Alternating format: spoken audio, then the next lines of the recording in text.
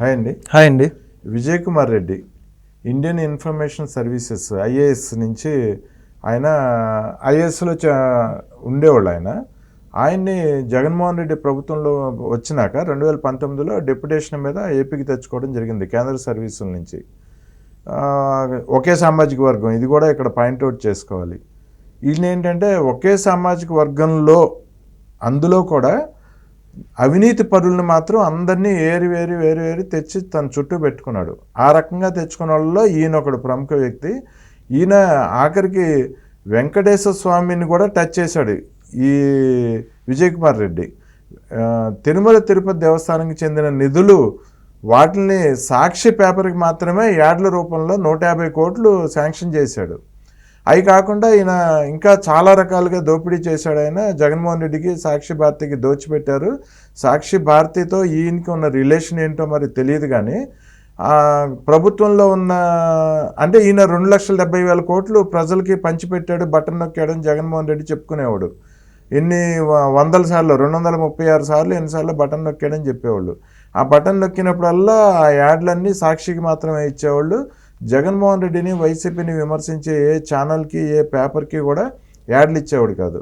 ఈయన చాలా అవకతవకల్లో ఈయన చెయ్యి ఉందని చెప్పి ఇప్పుడు ఏంటంటే ఆయన్ని స్టాండ్ బైలో పెట్టింది చంద్రబాబు నాయుడు గారు. కూటమి ప్రభుత్వం స్టాండ్ బైలో పెట్టి ఆయనకి ఏ రకమైన బాధ్యతలు అప్పచెప్పకుండా ఆయన మీద అవినీతికి సంబంధించిన కేసుల విచారణని మొదలుపెట్టారు. ఇప్పుడు ఈయన దొరికితే ఈయనతో పాటు భారతి కూడా దొరుకుతుందని అంటున్నారు. సో ఈ చాలా విషయాల్లో ఈయన అవినీతి మరకలు ఈయన ద్వారా పట్టుబడుతున్నాయి ఇప్పుడు ప్రభుత్వానికి. ఏం చెప్తారు ఈ విషయం మీద? మీరు ఏం విశ్లేషణ చేస్తారు? కూటమి ప్రభుత్వం అధికారంలోకి వచ్చాక ఎంతో మంది మీద ఈ యొక్క ఏదైతే సిఐడికి సంబంధించినటువంటి కేసులు నమోదవుతూ ఉన్నాయి, ఆ యొక్క సంబంధిత శాఖ అధికారుల మీద కేసులు కూడా నమోదవుతున్న పరిస్థితి అండి. అందులో ఈరోజు మరొక ప్రముఖమైన పేరు ఏది వినిపిస్తుంది అంటే ఈ యొక్క INPR సంబంధించి ఆంధ్రప్రదేశ్ రాష్ట్ర information and public relations commissioner అయిన తుమ్మా విజయ్ కుమార్ రెడ్డి గారు. ఈయన 1990కి చెందినటువంటి ఇండియన్ ఇన్ఫర్మేషన్ సర్వీస్ ఆఫీసర్ అండి, IIS. ఈయన ఇప్పటి దాదాపుగా ఆ 1990 క్యాడర్ నుంచి పనిచేస్తూ ఉంటే 2019లో కేంద్ర ప్రెస్ అకాడమీలో అడిషనల్ డైరెక్టర్గా ఈయనకి విధులు అనేది నిర్వహిస్తడం జరుగుతుంది. అయితే జగన్మోహన్ రెడ్డి గారు ఇంకా తెలిసిందే కదండి, ఆయన పక్కన ఎటువంటి వ్యక్తులు ఉన్నారో రాష్ట్ర ప్రజలందరికీ కూడా. కేవలం ఒకే సామాజిక వర్గానికి చెందినటువంటి వ్యక్తితో మరి కారణాలు ఏంటో తెలియదు, కానీ 2019లోనే అధికారంలోకి వచ్చిన వెంటనే డిప్యూటేషన్ మీద ఆంధ్రప్రదేశ్ రాష్ట్రానికి తీసుకొని రావడం జరిగింది. ఈ వ్యక్తిని తీసుకుని వచ్చిన వెంటనే ఆంధ్రప్రదేశ్ రాష్ట్రంలో INPR సంబంధించి కమిషనర్గా పూర్తి బాధ్యతలు అప్పచెప్పడం జరిగింది. సాధారణంగా ఆయన తెచ్చుకుంది 2 సంవత్సరాల డిప్యూటేషన్ అండి. 2019 నుంచి 21 వరకు ఆయన సర్వీస్ అయిపోతూ ఉంది. కానీ ఇంకా మరి ఏమర్థం చేసుకోవాలంటే ఇందులో ప్రధానంగా మరొక 2 ఏళ్ళు పొడిగిచ్చేసుకున్నారండి. ఆయన విధుల్ని ఇంకా 2 ఏళ్ళు 2021తో కాల పరిమితి అయిపోయినప్పటికి కూడా 2021 నుంచి మళ్ళీ 2023-24 వరకు కూడా పొడిగించిన పరిస్థితి. దీన్ని బట్టి ఏమర్థం చేసుకోవాలి?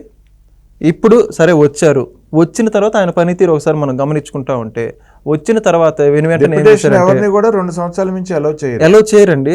వాళ్ళు ఏ కారణాలు అవన్నీ బయటకు వస్తాయి, అవన్నీ కూడా మనం చర్చించుకుంటే అండి. మొదటగా ప్రధానంగా ఈయన మీద ఉన్న ఎన్నో ఆరోపణలు ఉన్నాయండి. అందులో మనం మరి ముఖ్యంగా చెప్పుకోవాల్సింది ఏంటంటే అక్రిడేషన్ సంబంధించి. సాధారణంగా జర్నలిస్టులకి అక్రిడేషన్ ఇస్తూ ఉంటుంది రాష్ట్ర ప్రభుత్వం, సంబంధిత గుర్తింపు పొందినటువంటి ఛానల్స్ కానీ లేదా ఆ కంపెనీలకు సంబంధించి ప్రెస్ అండ్ మీడియాకి సంబంధించి.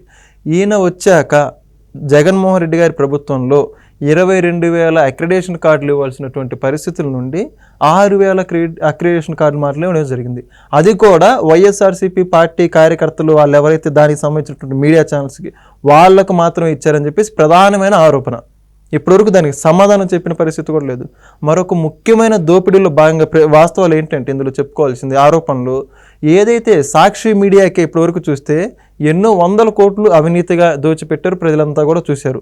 ప్రభుత్వానికి సంబంధించినటువంటి ఏ యాడైనా కూడా లేదా ప్రభుత్వానికి సంబంధించినటువంటి ఏ కార్యక్రమైనా కూడా ప్రతిదీ గమనించుకుంటే ఏ ఛానల్ వస్తుందండి? సాక్షి ఛానల్లోనే వస్తుంది. ఈ రాష్ట్రంలో ఎన్ని ఛానల్స్ ఉన్నాయండి? ఈనాడు ఉంది, అదేవిధంగా ABN, వీటన్నిటి సంబంధించి 18 ఛానల్స్ వరకు గుర్తింపు పొందినటువంటి ఉన్నాయి. అవన్నీ కూడా రానివి, దీనికి మాత్రం ఇంత వార్తలు ఎందుకు నిలుస్తూ ఉంది సాక్షి పేపరు? ఇంకొకటి, కేవలం వాలంటీర్స్ కావచ్చు, సచివాలయ వ్యవస్థ కావచ్చు, వీళ్ళందరికీ కూడా సాక్షి పేపరే కొనుగోలని చెప్పేసి, సాక్షి ఎలవెన్స్లు అని చెప్పేసి ఎన్ని కోట్లు దోచిపెట్టారండి. అసలు ప్రభుత్వానికి సంబంధించినటువంటి వ్యక్తులు ఈ యొక్క సాక్షి ప్రైవేట్దే కదా, అసలు ఏ సంబంధం? ఆ విధంగా జీవో తీసుకొచ్చి మరి ఆ జీవోలు లేవంటారు ఈరోజు. అసలు వాలంటీర్లకి బలవంతంగా ఆ యొక్క అలవెన్సులు ఆ యొక్క దోచిపెట్టడం గల ముఖ్య కారణం ఏంటి? ఈ యొక్క చిన్న ఉదాహరణ చాలదంటారా? అందులో ప్రధాన పాత్ర పోషించింది ఒక విజయ్ కుమార్ రెడ్డి గారని ప్రధానంగా మనకు అర్థమవుతుంది. ఎందుకంటే ఐఎన్పిఆర్ కమిషనర్ ఆయనే కాబట్టి. ఎందుకంటే ఈ సంబంధిత ఈ యొక్క ప్రెస్ అండ్ మీడియా కావచ్చు, సాక్షి ఈ యొక్క పేపర్ ఛానల్స్ కావచ్చు, వీటన్నిటికి కూడా ఎవరయ్యా అంటే బాధ్యత వహించాల్సింది ఐఎన్పిఆర్ కమిషన్ బాధ్యత వహిస్తూ ఉంటుంది, ఇన్ఫర్మేషన్ అండ్ పబ్లిక్ రిలేషన్స్ శాఖ. అదేవిధంగా దానితో పాటు ఈయన అదనంగా ఈయన చేసే పనితీరు చూసి ఈయనకి సాంస్కృతిక శాఖకు కూడా అదనంగా బాధ్యతలు అప్పుడే చెప్పడం జరిగింది. ఆ సాంస్కృతిక శాఖ గతంలో మంత్రిగా చేసినటువంటి వ్యక్తి ఎవరండి? రోజా గారు. ఇంకా అది రోజా గారి పనితీరు ఏంటో ఆవిడ చేసే కార్యక్రమం అంటే ప్రతి ఒక్కరు చూశారు. అదేవిధంగా మరొకటి ముఖ్యంగా చూసుకోవాల్సింది ఈరోజు ఏంటంటే టీటీడీకి సంబంధించినట్టు ప్రధానంగా ఈరోజు వెంకటేశ్వర స్వామి టచ్ చేసినటువంటి వ్యక్తులు ఏమైపోయారు రాష్ట్ర ప్రజలందరూ కూడా చూశారు. ఈయన కూడా ఆఖరికి దేవుళ్ళ దగ్గర కూడా టీటీడీకి సంబంధించి ప్రచారానికి ఓన్లీ కేవలం సాక్షిలోనే ప్రచారాలకి ఇన్ని కోట్లు, అది లెక్కలేని 150 కోట్లని చెబుతా ఉన్నారు, ఇన్ని కోట్లు దేచిపెట్టారని ఈరోజు సిఐడి కూడా ప్రధానంగా చెబుతా ఉంది. దీనికి ఏం చెబుతారండి ఇవన్నీ సమాధానం? అతి ముఖ్యంగా ఒక ఐఎన్పిఆర్కి సంబంధించి బాధ్యతలు నిర్వహిస్తున్న సమయంలో జగన్మోహన్ రెడ్డి గారి సతీమణి భారతిరెడ్డి గారితో పరిచయాలు ఏర్పడేసి డైరెక్ట్గా ముఖ్యమంత్రి గారి భార్యతో పరిచయాలు ఉండబట్టి ఏ మంత్రులను కూడా లెక్క చేయని పరిస్థితి. అవును, మంత్రులు ఏదైనా ట్రాన్స్ఫర్స్ కావచ్చు, ఆయన పని ఏదైతే శాఖలో ఏదైనా జరుగుతున్నా కూడా ప్రతి ఒక్కటి కూడా డైరెక్ట్ ముఖ్యమంత్రి గారి దగ్గర వ్యక్తులతో సంబంధం ఉంది నాకని చెప్పేసి అధికారులు కూడా మభ్యపట్టారని చెప్పేసి ప్రధాన ఆరోపణ చేస్తున్నారు. అవును, మరి ముఖ్యంగా ఏదైతే ప్రభుత్వ పథకాలు ఏదైతే కావచ్చు, ప్రభుత్వాన్ని కావచ్చు, ఏదైతే ప్రభుత్వం వ్యతిరేకంగా ప్రజలకు చేస్తుందో వాటన్నిటిని ప్రజల్లోకి తీసుకుని వెళ్ళి అవగాహన కల్పించే బాధ్యత ఛానల్స్ కుంటా ఉంది. అది ఛానల్స్ యొక్క పని అదండి ఈరోజు. అటువంటిది ఏదైతే ప్రభుత్వానికి వ్యతిరేకంగా నేను భావించిన ఛానల్స్ మొత్తం సాక్షి మినహాయింపు ఏదైతే వాస్తవాలు ప్రచురిస్తున్నారో ఆ ఛానల్స్ అన్నిటికీ పూర్తిగా ప్రభుత్వ ప్రకటనలు రద్దు చేశారు. అవును, ఛానల్స్ ఎలా నడుస్తాయండి? ప్రభుత్వ ప్రకటనల ఆధారంగా కొన్ని ప్రకటనల మీద వాళ్ళకి ఆదాయం వస్తూ ఉంటుంది. అటువంటిది ఆ యొక్క ఛానల్స్ కడుపు కొట్టిన పాపం విజయ్ కుమార్ రెడ్డి గారిది అని చెప్పేసి ప్రధానంగా ఆరోపణలు వస్తూ ఉన్నాయి. అసలు ఏం అవసరం అండి? ప్రభుత్వం గురించి వాస్తవాలు ప్రకటిస్తే ఈ విధంగా చేస్తారు మీరు? అసలు ఎంత దిగజార చర్యలు అవన్నీ కూడా ఒక్క పేపర్కే మరి ఆ విధంగా దోచిపెట్టుకుని మరి మిగతా ఛానల్స్ అవన్నీ ఛానల్స్ కదా మీకు వ్యతిరేకంగా ఉందనా? మీరు చేసే వాస్తవాలన్నీ బయటకు పెడుతుందనా? దీంట్లో కూడా అనేక 100 కోట్ల కుంభకోణం జరిగిందని చెప్పేసి ఈయన మీద ఆరోపణలు ఉన్నాయి. వీటన్నిటికి తెరదీసే విధంగా ఈయన మళ్ళీ ఎప్పుడైతే ప్రభుత్వం మారిందో ఇమీడియట్గా మళ్ళీ కేంద్ర సర్వీసుల్లోకి వెళ్ళిపోవాలని భావించేసి దానికి అర్జీ పెట్టుకున్నప్పుడు చంద్రబాబు నాయుడు గారి కూటమి ప్రభుత్వం ఒకటే చేసింది, ఇటువంటి వ్యక్తులను ఉపేక్షించలేదు, చట్టపరంగా చర్యలు తీసుకోవాలని చెప్పేసి ఈయన మీద సిఐడి విచారణ కూడా చేయడం జరిగింది. ఈ సిఐడి విచారణలో ఇవన్నీ ఇప్పటివరకు మనం ఏవైతే చర్చించుకున్నామో ఇవన్నీ కూడా బయటకు రావడం జరిగింది. ఇవన్నీ ఎక్కడ కూడా ఏ వ్యక్తి చెప్పినవి కాదు, ఊహాగానాలు కాదు, కల్పితాలు కాదు. సిఐడి వాస్తవాలు నిగ్గుదూల్చి ప్రజల ముందు ఉంచిన నిజాలు ఇవన్నీ కూడా ఈ రోజు వాటికన్నిటికి కూడా సమాధానం చెప్పాలని ప్రజలందరూ కూడా కోరుకుంటా ఉన్నారు. ఈ సాక్షి చైర్మన్ వైఎస్ భారతిరెడ్డి గారు తన పేరు మీద ఈయన లాబింగ్లు చేస్తున్నాడు కదా, ఆవిడికి తెలియకుండానే ఇవన్నీ జరిగినాయి అంటారా? ఎలా అనుకుంటారండి తెలియకుండా జరిగాయని? ఎస్, ఇప్పుడు అందులో 100 కోట్ల రూపాయలు ఇన్వాల్వ్మెంట్ ప్రమేయం ఉన్నప్పుడు సాక్షి చైర్మన్ భారతిరెడ్డి గారి ప్రమేయం లేకుండా ఎలా ఉంటుంది అనుకుంటున్నారు? ఇప్పుడు ఎవరైనా కూడా అధికారులు వీళ్ళంతా కూడా మీరు గమనిస్తే వాళ్ళు అధికారాన్ని నడిపించేవారు పెత్తనంలో ఉన్నవారు. గతంలో గడిచిన 5 సంవత్సరాల్లో అధికారంలో ఉన్న వ్యక్తులకి అధికారుల గురించి తెలియకుండా ఉంటుందంటారా? అది కూడా చైర్మన్ ఉన్నట్టు ప్రతిదీ ఆవిడ అనుమతితోనే వెళ్ళాల్సిన పరిస్థితి. ఆవిడనే కాదు, ఏ ఛానల్ అయినా ఏ సంస్థ అయినప్పటికి కూడా యాజమాన్యానికి తెలియకుండా ఏ చిన్నదన్నా జరుగుతుందా? చిన్న విషయాలు ఓకే అనుకోవచ్చండి. ఇక్కడ ఎన్ని 100 కోట్లతో పెత్తనం ముడిపడి ఉంది. ఇటువంటి ఇంత పెద్ద వ్యవహారాల్లో భారతీ గారి ప్రమేయం లేదు అని చెప్పడానికైతే లేదు. మరి ఆవిడ భారతిరెడ్డి గారు అయితే ఏ రకంగానూ రాజకీయంగా వైఎస్ఆర్సీపీలో కూడా ఆవిడకి ఏ రకమైన పదవి లేదు, ఆవిడికి ఏ రకమైన సంబంధాలు కూడా లేవు ప్రభుత్వంతో. కేవలం పులివెందుల ఎమ్మెల్యే జగన్మోహన్ రెడ్డి గారి భార్య ఆవిడ. సో మరి ఇలా దోచిపెడుతుంటే తన పేరు మీద దందా జరుగుతుంటే ఆవిడ ఎలా చూస్తూ ఊరుకుండిపోయారు? ఆవిడ నిరోధించాల్సిన అవసరం లేదంటారా? చూస్తూ ఊరుకుండిపోయారంటే గడిచిన కొద్ది సంవత్సరాలుగా అధికారంలో ఉన్నప్పటి నుంచే కాదండి, సాక్షి దినపత్రిక ఏ విధంగా వాస్తవాన్ని ప్రచురిస్తుందో అవాస్తవాన్ని ప్రచురిస్తుందో రాష్ట్ర ప్రజలందరూ కూడా చూశారు. ఈరోజు సాక్షి ఛానల్ యొక్క క్రెడిబిలిటీ ఏంటి, విశ్వసనీయత ఏంటి, ఇవన్నీ కూడా చూశారు. ఇవన్నీ తెలిసి కూడా ఆ యొక్క సాక్షి పేపర్ని కానీ వాళ్ళ యాజమాన్యాన్ని కానీ ఈరోజు స్వాగతించే పరిస్థితి ఉందా? భారతిరెడ్డి గారికి తెలియదు అనుకుంటున్నారా? ఇప్పుడు తెలిసినా కూడా వాళ్ళ వ్యక్తిత్వం ఏంటనేది ప్రజలందరికీ కూడా తెలిసిపోయింది. అవును. ఇందులో ప్రత్యేకంగా చెప్పాల్సింది కూడా ఏం లేదు. అనేక కేసులు కూడా నమోదయ్యాయి. సాక్షి పేపర్లకు సంబంధించి కూడా పరువు నష్టం దావా కేసులు కూడా వేయడం జరిగింది. అవును. అనేక సార్లు పరువు నష్టం దావా ఏ కేసులు సంబంధించి ఏ ఛానల్ మీద నమోదు ఏంటంటే ఏం చూస్తారండి, ఎవరైనా కూడా సాక్షి పేపర్ మీద చూస్తారు. అవును. ఎన్నోసార్లు కోర్టు మెట్లు ఎక్కడం జరిగింది. అవును. ఇవన్నీ కూడా ప్రజలు చూడట్లేదు అంటారా? కాబట్టి వాళ్ళందరూ కూడా వాళ్ళ పనితీరు ఏ విధంగా ఒకసారి చూసుకోవాలని చెప్పేసి ప్రజలందరూ కోరుతా ఉన్నారు. ఇప్పుడు కేంద్ర సమాచార శాఖ దగ్గర సాక్షి పేపర్కి కానీ సాక్షి ఛానల్ కానీ రెన్యూవల్ అవ్వలేదంట. రెన్యూవల్ కేంద్ర సమాచార శాఖే చేయలేదంట రెన్యూవల్. సో వాళ్ళ సాక్షిని పూర్తిగా రద్దు చేయాల్సిన పరిస్థితి ఇప్పుడు. కానీ వీళ్ళు దాని మీద ఆ ఆర్డర్ మీద సుప్రీంకోర్టు ఆర్డర్ మీద వీళ్ళు స్టే తెచ్చుకొని ఉన్నారు సాక్షి వాళ్ళు. ఇప్పుడు కనుక ఆ ఆర్డర్ని కనుక వెకేట్ చేయిస్తే కూటమి ప్రభుత్వం సాక్షి పేపరు సాక్షి ఛానల్ మూతపడతాయి కదా. మూతపడతాయి కదండి. ఒకటి ఏదైనా ప్రభుత్వ నిబంధనలకు అనుగుణంగా ఏదైతే శాటిలైట్ ఛానల్స్ ఉంటాయో వీటన్నిటికి కూడా కేంద్ర ప్రభుత్వం అనుమతి ఇవ్వాల్సి ఉంటుంది. అవును. ప్రసార సమాచారాల మాధ్యమ శాఖ అని చెప్పేసి ఉంటుందండి. అవును. వీటి అనుమతులకు లోబడి ఏదైతే ప్రతి ఛానల్ నిర్వహిస్తూ ఉంటారో అటువంటి ఛానల్కి రెన్యువల్స్ కానీ ఇవన్నీ కూడా కన్సిడర్ చేస్తారు వాళ్ళు. అవును. ఇప్పుడు వీళ్ళు ఏదైతే ప్రసారాలు చేస్తున్నారో ఏ కార్యక్రమాలు కానీ వీళ్ళు ప్రచురింపజేసే కానీ ఇవన్నీ కూడా కేంద్ర ప్రభుత్వం గమనించట్లేదు అంటారా? ఎన్నోసార్లు ప్రభుత్వాలకు వ్యతిరేకంగా అవాస్తవాలు ఎన్నో రకాలుగా రాయడం జరిగింది. అనేక ఉదాహరణలు చెప్పుకుంటే రోజులు కూడా సరిపో. ఎన్నో విషయాలు ఇప్పటికీ కూడా గవర్నమెంట్ మీద ఈ రోజుకి ఇప్పుడు ప్రభుత్వం మీద విషయం చెబుతున్నారు. ఇప్పటికీ విషయం చెబుతున్నారు. అసలు తల్లికి వందనం ఇప్పటికీ జీవో రిలీజ్ చేశారండి. దానికి పిల్లలకి సంబంధించి ఇంకా అమౌంట్లు కూడా వేయలేదు. ఆ పథకం అఫీషియల్ ఇంకా స్టార్ట్ అవ్వలేదు. ఒక్క జీవో జారీ చేస్తే ఆ జీవోలో స్పష్టంగా ఉన్నప్పటికీ కూడా సాక్షి పేపర్లో ప్రధాన పేజీలో రావడం జరిగింది. తల్లికి వందనం పిల్లలకి పంగనామం అని చెప్పేసి. అసలు ఏంటండి వాళ్ళు ఏం ఆలోచిస్తున్నారు? ఇంకా పథకం డిస్ట్రిబ్యూషన్ అవుతుందా? అమల్లోకి తీసుకువచ్చారా? అమలే కాలేదు. మరి దానికి వాళ్ళు ఏం సమాధానం చూస్తారు? మరి అదే అమ్మ ఒడి అని చెప్పి జగన్మోహన్ రెడ్డి గారు గత ప్రభుత్వంలో 15,000 చెప్పేసి 13,000 వేశారు. ఎంతమంది పిల్లలు ఉంటే అంతమంది పిల్లలకి అది చెప్పారు. భారతిరెడ్డి ఇంటింటికి తిరిగి ప్రచారం భార్య గారు చెప్పారు. అది ఓకే, జీవో రిలీజ్ చేయలేదు కదండి, వాళ్ళు జీవోలో మెన్షన్ చేయలేదు. ఆ విధంగా జీవోలో మరి 15,000 నుంచి 13,000 కుదిస్తున్నట్టు జీవో ప్రచురించేశారు.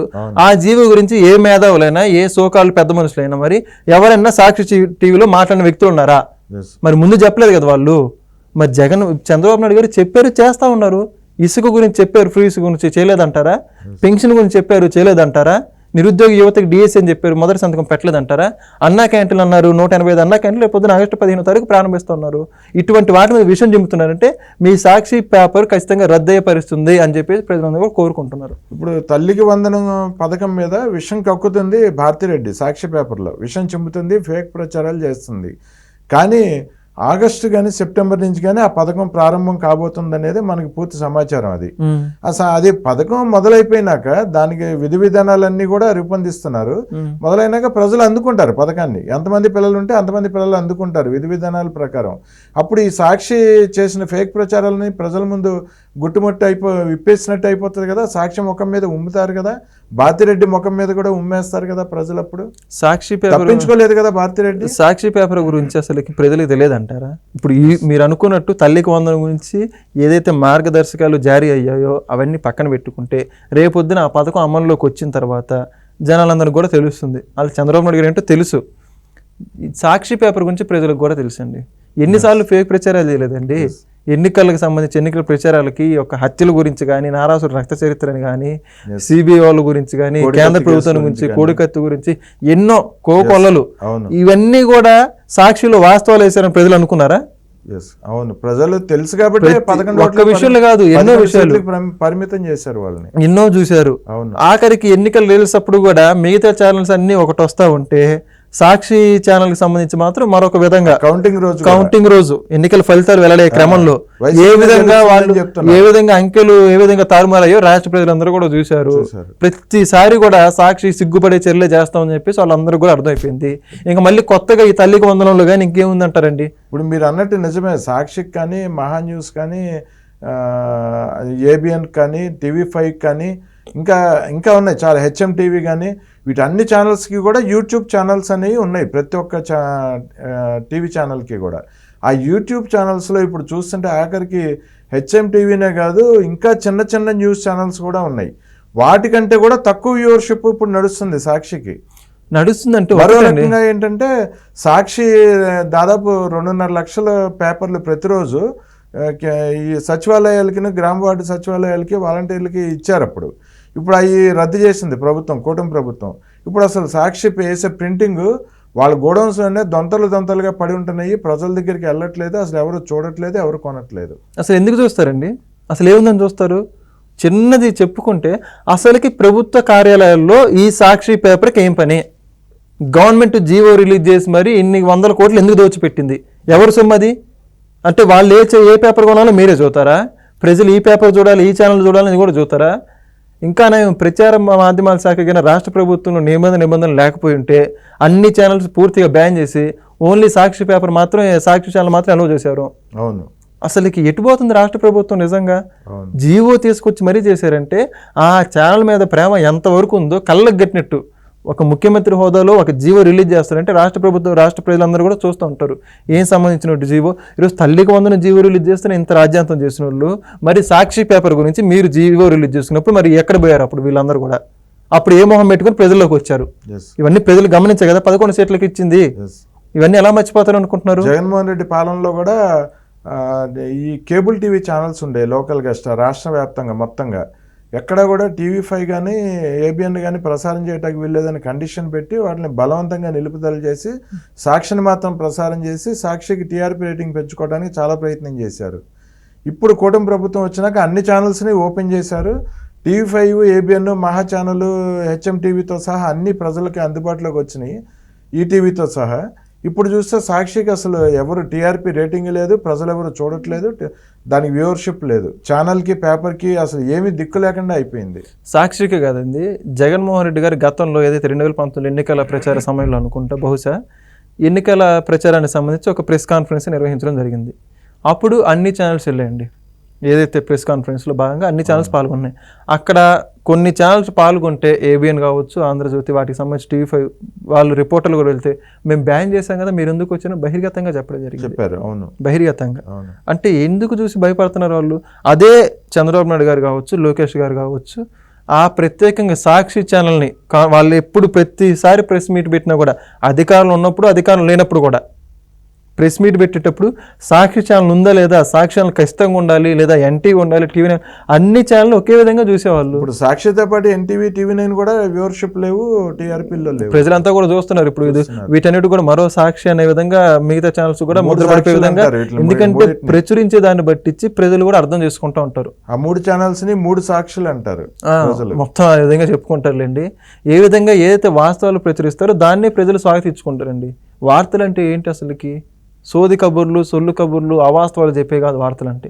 ప్రజలకు నిజాన్ని తీసుకెళ్ళాలి, ప్రజలకి సమాజం పట్ల అవగాహన కలిగించే పరిస్థితులు తీసుకుని రావాలి. రాజకీయ నాయకులు చేసే ఏ వ్యక్తులైనా, ఏ పార్టీలకు అతీతంగా పనిచేసే వార్తా మీడియా ప్రపంచంలో ఎక్కడ ఏం జరిగినా కూడా అటువంటిది ఇంకా రాష్ట్ర మేలు కోసం, రాష్ట్ర బాగోగుల కోసం పనిచేయాల్సిన వార్తలు ఏ విధంగా తయారైతే ఇంకా దేని సందేశం ఇస్తున్నట్టు రాష్ట్రంలో ఎక్కడన్నా నమ్మే పరిస్థితి అంటారా? ఈరోజు ప్రజలకు కూడా సాక్షి ఛానల్ వీటన్నిటికి మించి కూడా వార్తలు వస్తున్నాయి అంటే తెలుస్తుంది కదా. ఇప్పుడు మిగతా ఒక్క ఛానలే కాదు కదండి, సమాజంలో ఎవరు చిన్నపిల్లలు లేరు, ప్రపంచం అంతా ఇంటర్నెట్తో కుగ్రామం మారిపోయింది. ఈరోజు ఈ యొక్క యూట్యూబ్ కావచ్చు, ప్రైవేట్ సోషల్ మీడియా కావచ్చు, ఇవి ప్రచురించే వాటికి వాస్తవాలకి రెండు కూడా పోలిక చేసుకుంటూ ఉన్నారు ప్రజలు. అప్పుడు బహిర్గతం అయిపోయింది, ఇంక ఈ ఛానల్ చూడకూడదని నిర్దేశించుకున్నారు వాళ్ళందరూ కూడా. ఇప్పుడు కంక్లూజన్ ఏమండి, IAS విజయ్ కుమార్ రెడ్డికి, భారతి రెడ్డికి ఈ మధ్యన వీళ్ళిద్దరి మధ్యన జరిగిన ట్రాన్సాక్షన్స్, దోపిడీకి వీళ్ళిద్దరికి మధ్యన ఉన్న సంబంధాన్ని ఏంటని ఆరా తీస్తే ఇది అవినీతి అని అంటారా, ఇంకేమన్నా అంటారా? వాళ్ళు చేసిన కార్యక్రమాలు పట్టించి ఖచ్చితంగా అవినీతి అని CID ఎందుకు టేకప్ చేస్తుందండి అసలు కేసు? CID ఎవరో వ్యక్తుల దగ్గరికి వెళ్ళి అనవసరంగా కేసులు టేకప్ చేయరు కదా. ఈరోజు కేసు టేకప్ చేయడంతో పాటుగా ఆధారాలన్నీ కూడా బయట పెట్టింది. సో దీన్ని బట్టి చేయవర్థం చేసుకోవాలి, అక్కడ అర్థం చేసుకోవాల్సింది కాదు, బయట పెట్టే కూడా ఇంకా అదే చెప్పాలి. ఇంకా ఏదైతే వాస్తవాలు ఉన్నాయో ఇందులో అవినీతి జరిగింది, దాంట్లో వీళ్ళ పాత్ర ఉంది, భారతిరెడ్డి గారితో సంబంధం ఉన్నా కూడా వాళ్ళు బహిర్గతంగానే చెప్పడం జరిగింది. దీంట్లో కన్క్లూజన్ ఏంటి అంటే ఇంకా అర్థం చేసుకోవాల్సింది ఏంటి, ప్రజలందరూ కూడా అవినీతి జరిగింది కళ్ళకి కనపడతా ఉంది కదా. ఓకే, వాళ్ళిద్దరికి మధ్యన సంబంధానికి కారణం ఈ భారీ అవినీతి అని అంటారు. భారీ అవినీతి కళ్ళతో గారు బయట పెట్టారు. ఒకటి చేసింది ఈ వ్యక్తి, గవర్నమెంట్ లో ఉన్నటువంటి వ్యక్తి. రెండో సాక్షి ఛానల్లో ప్రచారానికి సంబంధించి, సాక్షిలో కోట్లకు సంబంధించి సాక్షి యాజమాన్యం కూడా సమాధానం చెప్పాలి. ఇంకా సాక్షి యాజమాన్యం ఎవరో ప్రజలందరూ కూడా తెలుసు, వాళ్ళందరూ కూడా సమాధానం చెప్పాలి, కేసులకు కూడా అనుభవించాలి. ఓకే అండి, మంచి విషయాలు చర్చించామండి, థ్యాంక్ యూ అండి.